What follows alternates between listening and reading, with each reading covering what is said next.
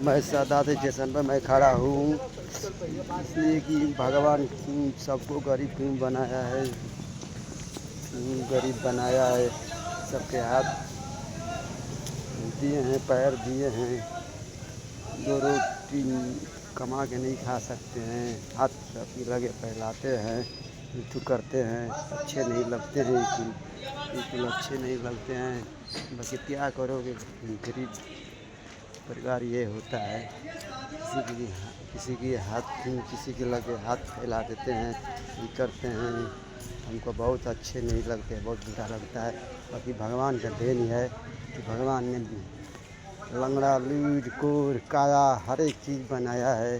क्यों बनाया है, किसी को गरीब नहीं बनाना चाहिए। भगवान का देन है कि भगवान बना दिया है, सबको गरीब नहीं चाहिए ये सब। कि अब शर्म की बात है, किसी के हाथ फैलाने, किसी के लगे हाथ फैलाने के लिए शर्म आती है। इसलिए शर्म आती है कि कोई 2 रुपये दिया नहीं दिया ठोकर दे के चल जाता है, हमको बहुत अच्छा नहीं लगता है, उसको तो लगता है। बाकी अब क्या करोगे, मजबूरी का। महात्मा गांधी होता। जय हिंद जय भारत।